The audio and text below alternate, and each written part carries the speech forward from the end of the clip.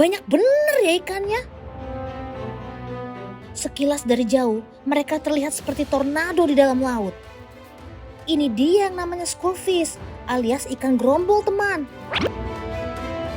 Kebetulan yang sekarang lagi bergerombol ini adalah ikan sarden. Mereka memang selalu berenang sebagai KB, alias kelompok besar. Maklum aja, seekor induk sarden mampu bertelur 10.000 hingga 40.000 telur dalam satu musim. Weh. Untung kalau ikan gak perlu ngasih nama satu-satu ya sob. Nah, kalau ketemu sama mereka kayak gini, jangan berani-berani ngitung ya. Pasti pusing deh. Tapi kok sepertinya kalian berenangnya panik gitu sih?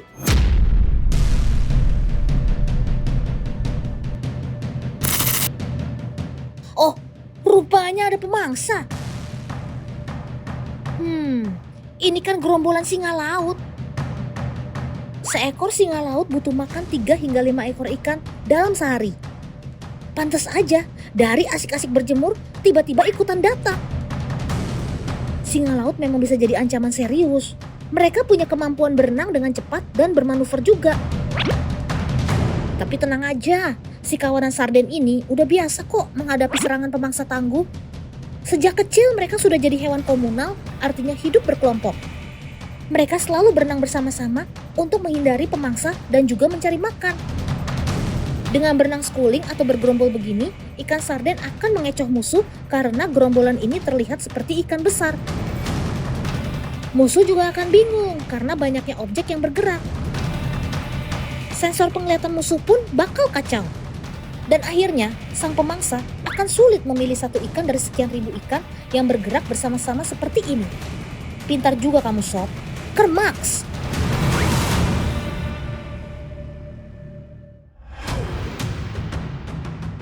Astaga, oh my god, dragon! Rupanya kawan-kawan Dolpino datang ikut ambil bagian nih. Bukan mau belain teman sendiri ya. Tapi lumba-lumba itu cerdasnya luar biasa loh. Imut lagi. Eits, muka boleh imut. Tapi kalau waktunya berburu, lumba-lumba adalah pemburu ulung. Coba Om Editor, kasih lihat gambar udaranya. Kami sering bekerja sama dan membuat strategi. Tuh kan, ada yang tugasnya mengepung, ada juga yang tugasnya menggiring. Tujuannya untuk memecah koloni schooling si ikan sarden menjadi kelompok lebih kecil. Ini aja butuh kerjasama banyak anggota. Dan belum tentu setiap lumba-lumba langsung berhasil mendapatkan ikan buruannya. Karena dalam schoolfish, semua ikan bisa jadi ketua kelompok. Ikan yang pertama kali melihat tanda bahaya bisa memberikan aba-aba kepada ikan lain untuk berubah arah. Kanan semua. Tiba-tiba kiri semua. Bahkan berenang ngebut terus ngerem juga bisa kompakan. Tapi gak masalah, teman-teman Dolpino ini sepertinya udah mulai kenyang. Kita sih makan secukupnya aja, kan berbagi juga sama yang lain.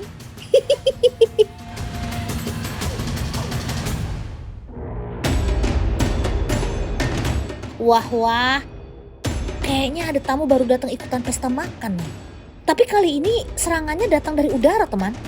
Yuk kenalin nih si burung-burung pemangsa ikan. Ada burung pelikan dan juga burung camar. Weh. Rame banget ternyata pada terbang di udara sambil mantau. Kalau sasaran sudah terkunci, lalu hiat, meluncur langsung masuk ke air. Uniknya, paruh mereka memang didesain untuk melesat masuk ke air seperti peluru. Jadi kecepatan meluncur dari udara hingga di dalam air tidak berkurang teman. Weh. Sekarang kalian mau lari kemana sob? Serangan tambah lagi dari udara. Ya udah, coba melarikan diri ke laut yang lebih dalam. Sebagai ikan pelagis, sarden memang terbiasa hidup di kedalaman 10 hingga 100 meter. Berenang ke bawah untuk menghindari serangan dari atas pasti jadi jalan keluar.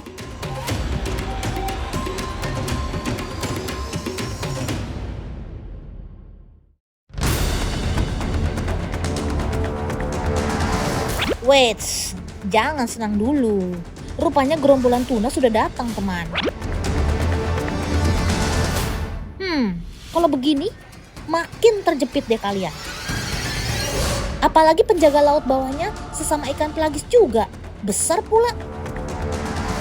Weh, kalian lapar berat nih kayaknya. Tuna termasuk pemangsa handal. Dengan bentuk tubuhnya yang mirip torpedo, tuna mampu berenang hingga kecepatannya 77 km per jam. Ditambah lagi sebagai ikan komunal, mereka juga berburu sebagai kelompok. Wah, makin sedikit aja nih anggota kelompokmu, Den.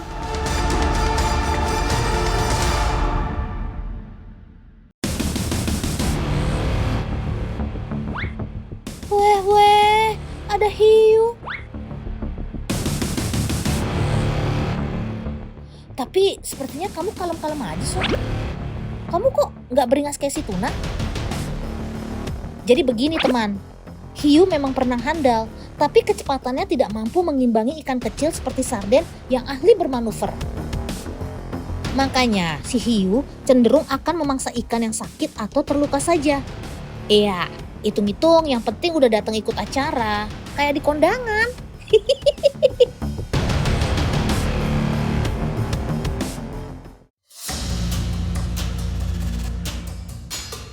Lain halnya dengan si paus.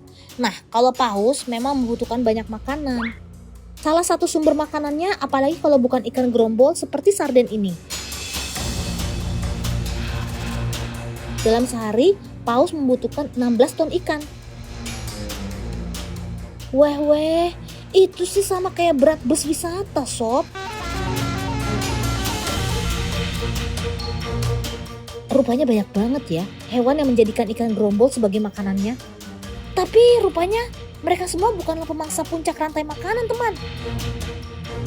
Yang menduduki peringkat teratas rupanya adalah manusia. Iya, nggak heran sih. Coba, siapa yang suka makan ikan sarden atau ikan teri? Ngaku. Nah, tapi ya, gimana ya caranya manusia mendapatkan si ikan gerombol ini? Coba editor, kasih tahu ke teman di rumah.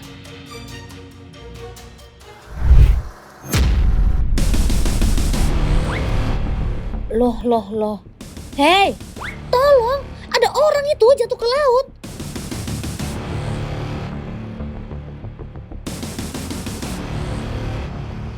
Alah, kapalnya malah ninggalin lagi. Aduh, gawat. Dolpino curiga nih. Sebenarnya apa sih yang terjadi di sini? Tuh kan bener, ini ternyata memang cara paman nelayan saat berburu ikan ya teman.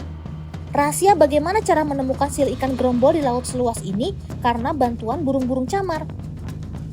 Biasanya ya, burung camar akan berburu di mana ada ikan bergerombol.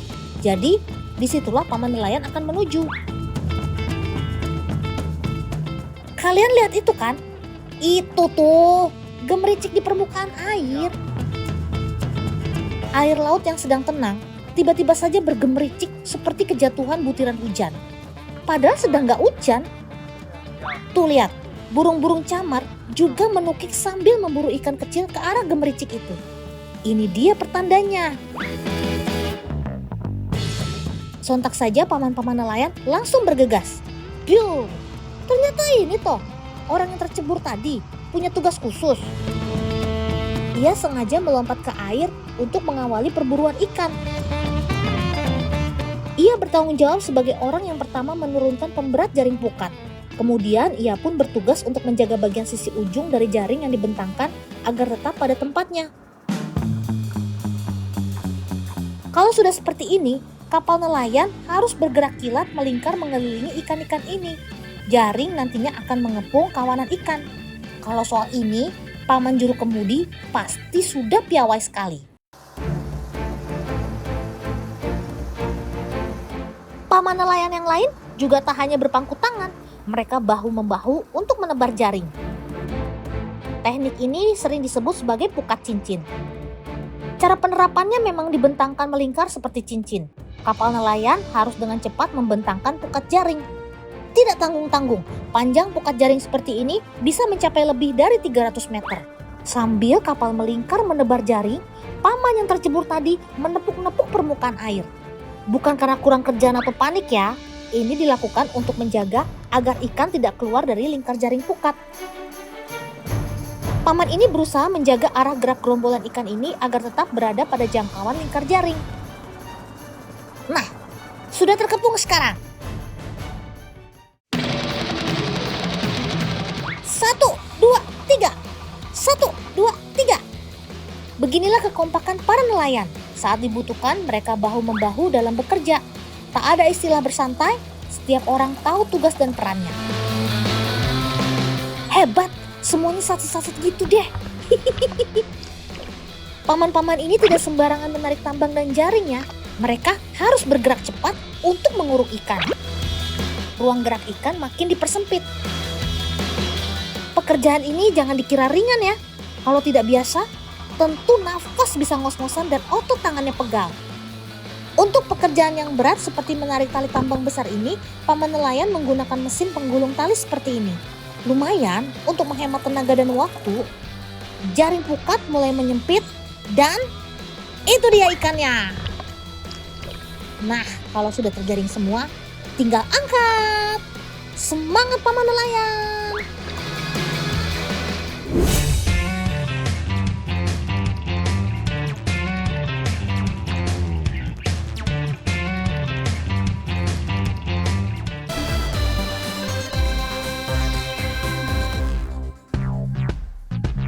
Sobat Totan ini punya kekuatan tersembunyi pada kakinya, teman. Mereka merupakan pelari cepat dan memiliki tendangan yang super kuat.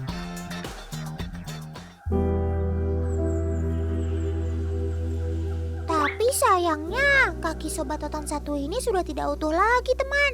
Lagi-lagi akibat dari oknum yang tidak bertanggung jawab. Kebayangkan bagaimana penderitaan Sobat Totan ini sekarang. Tetap semangat ya Sob, jangan putus asa. Otan dan teman-teman akan selalu bersama kalian.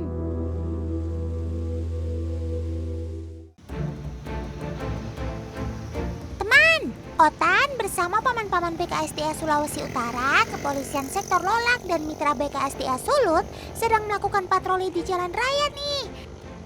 Tepatnya di Kecamatan Lolak, Kabupaten Bolang, Mongondo, Sulawesi Utara. Patroli ini bukan sembarang patroli, teman. Karena di Sulawesi Utara sering terjadi peredaran dan penjualan daging satwa yang dilindungi.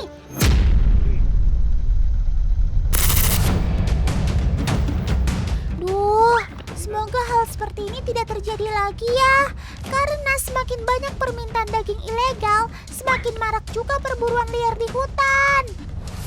Kalau sudah begini, ekosistem di alam pasti akan terganggu ya. Semoga ke depan kejadian ini tidak terulang. Amin.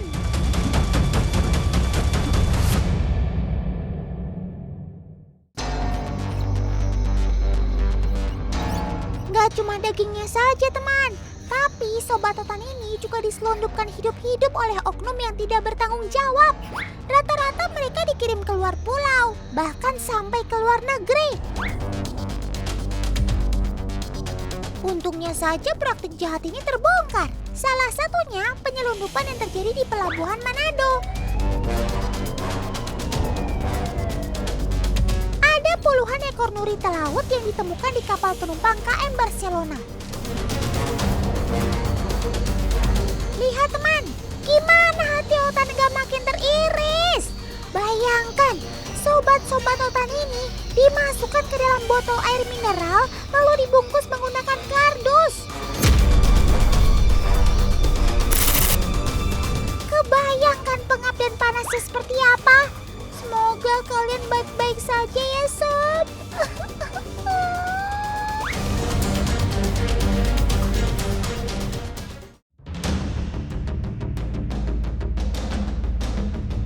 Tapi syukurlah penyelundupan ini berhasil digagalkan tim gabungan.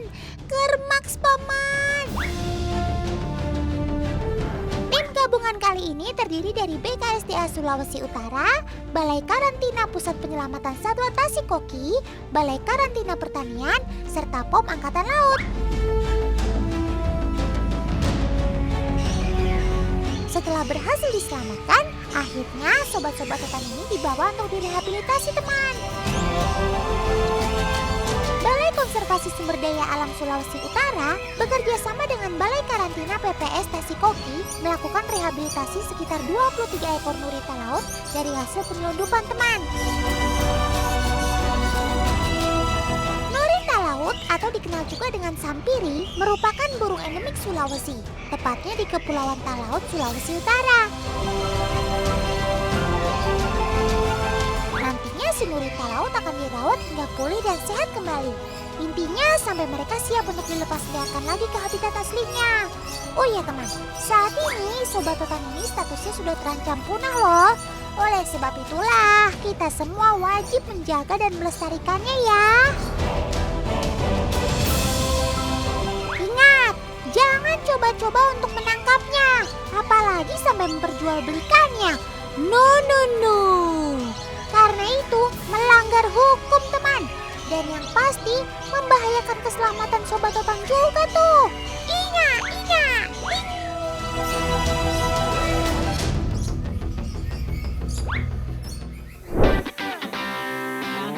Teman, pusat penyelamatan satwa Tasikoki terletak di Minahasa Utara, Sulawesi Utara.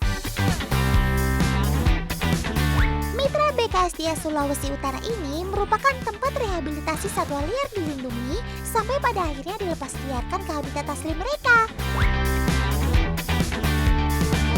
Sobat totan yang ada di sini kebanyakan merupakan hasil sitaan dari perdagangan dan kepemilikan satwa ilegal teman. Oh iya, sobat totan yang masuk ke PPS Tasikoki ini kebanyakan dalam keadaan tidak sehat. Kasihan kalian sob. Tapi tenang, tenaga ahli di sini sangat profesional kok. Mereka akan merawat sobat-sobat totan ini hingga mereka sehat kembali. Ada kakak dokter mau memberikan susu untuk anakan Yaki tuh. Gemesnya. Tapi anakan Yaki ini punya nasib yang malang teman. Ia harus berpisah dengan ibunya karena dipelihara oleh oknum yang tidak seharusnya. Sabar ya sob, kita semua di sini saudara kamu juga kok. Jadi jangan pernah merasa sendiri ya.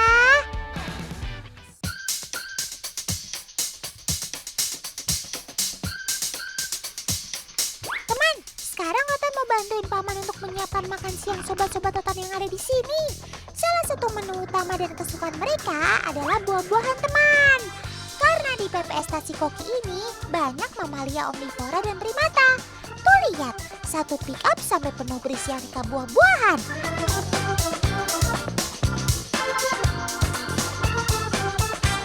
BTW, Otan dapat jatah juga kan paman?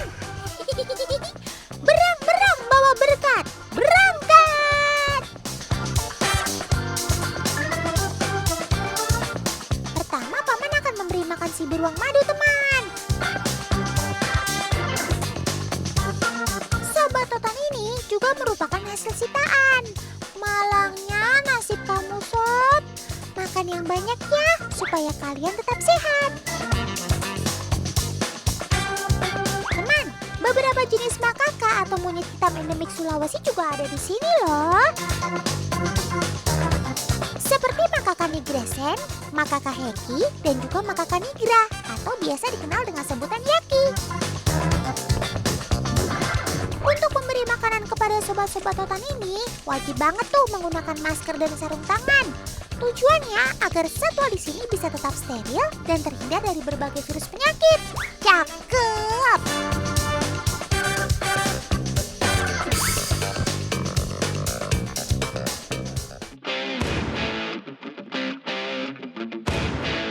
Oh iya, sidak atau patroli peredaran tumbuhan dan satwa liar ini kerap dilakukan BKSDA Sulawesi Utara yang bekerja sama dengan Pusat Penyelamatan Satwa Tasikoki. Terlebih lagi saat ini perdagangan gelap satwa dilindungi makin marak terjadi di area pelabuhan teman.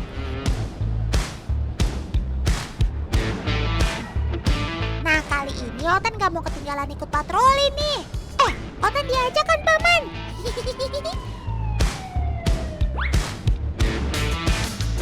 Untuk membantu paman-paman petugas, patroli kali ini juga melibatkan sobat-sobat Otan loh. seperti anjing jenis German Shepherd dan Belgian Malinois ini, teman. Keduanya akan saling berbagi tugas untuk menyisir seluruh bagian kapal dan memeriksa barang-barang yang mencurigakan. Kali ini, kapal yang akan bersandar adalah kapal penumpang Sangyang yang berasal dari Papua. Oh iya teman, biasanya penyisiran baru akan dilakukan ketika semua penumpang sudah turun. Setelah itu baru deh kedua sobat hutan ini beserta kakak petugas mulai menelusuri seluruh bagian kapal.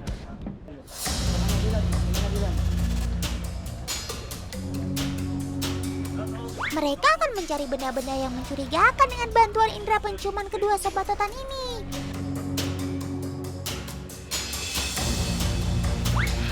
Kalau soal penciuman, sobat hutan ini nggak usah dilakukan lagi deh.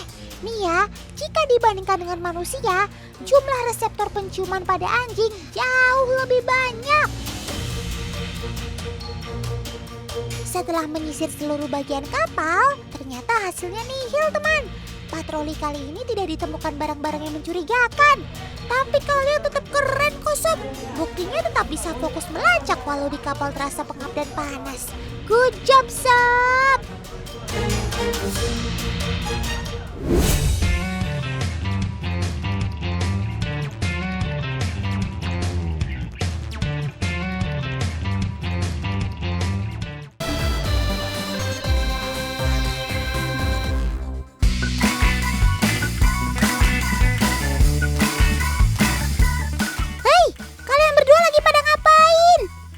Lagi bingung gitu deh. Jangan-jangan lupa jalan pulang ya? Wah, gawat jadinya. Tapi, kenapa sih ke warga sekitar banyak yang merhatiin kamu gitu? Kayak nggak pernah lihat angsa aja. Weh. Otan baru sadar. Kalian angsa, tapi kok nggak putih? Otan jadi keinget mitos soal angsa hitam, teman. Percaya nggak kalau masyarakat Eropa dulu mempercayai legenda angsa hitam sebagai hewan yang dikutuk dewa? Maklum saja, siapapun pasti mengira angsa hanya berwarna putih saja. Tapi kalau angsa hitam dianggap makhluk kejadian dan jadi ditakuti akan membawa petaka atau keburukan. Tapi teman di rumah tenang dulu ya. Itu semua hanya mitos zaman dahulu kala. Angsa hitam ini ternyata memang beneran angsa kok. Sobat Otan ini asli dari Australia. Jadi bukan hewan jadi-jadian ya. Tapi kamu tetap bikin heboh dan terheran-heran sih, Sob. Tuh, sampai domba-dombanya gak kedip ngeliatin kamu. Mana ya?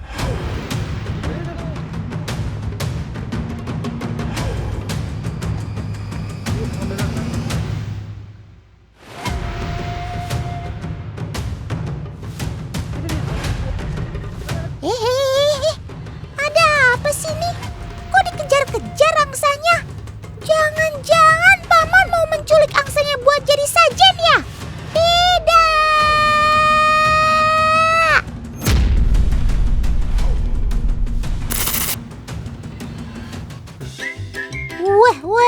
Oalah. Rupanya angsa hitamnya adalah peliharaan si paman yang kabur dari kandang toh. Pantesan aja agak janggal. Gak biasanya ada angsa hitam berkeliaran di kampung ini. Tapi yang gak main kabur gitu, Sob. Kalau mau keluar kandang, bilang dulu sama pemilikmu. Biar gak dicariin kayak gini.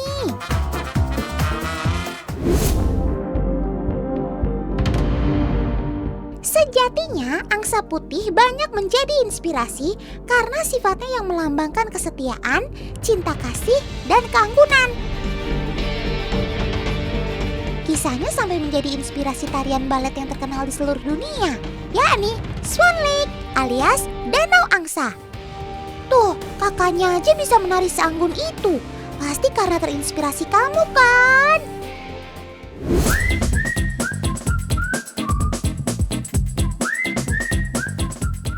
Loh, kok kalian dijadikan satu kandang begini?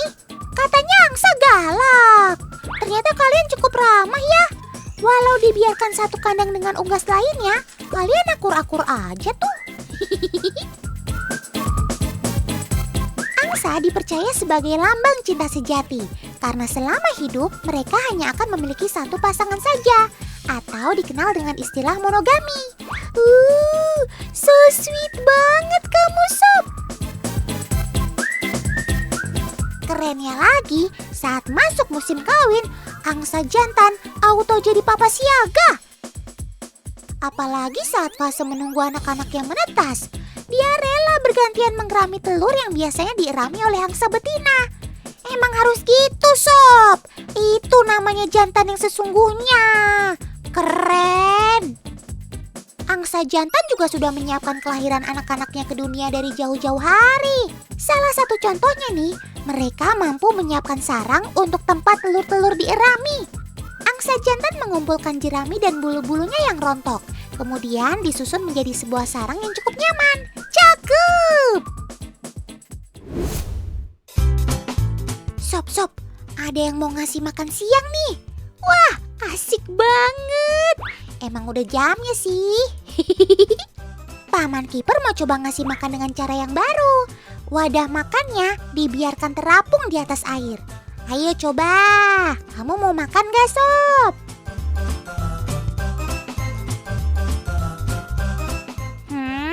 Kok malah dicuekin? Masih kenyang apa gimana nih? Padahal ini udah jam makan siang loh. Lah, tapi ini malah makan roti. Wih, sombong. Dikasih makan sayuran gak mau, tapi milihnya roti. Emang dasar lidah bule kali ya, beda. Gak gitu konsepnya teman. Ternyata angsa cenderung untuk memilih makanan yang basah dan mudah ditelan. Perhatikan deh, roti yang dia makan pun setelah digigit tetap dicampur dengan air kolam dengan cara memasukkan paruhnya ke dalam air. Hal itu memang biasa mereka lakukan saat makan.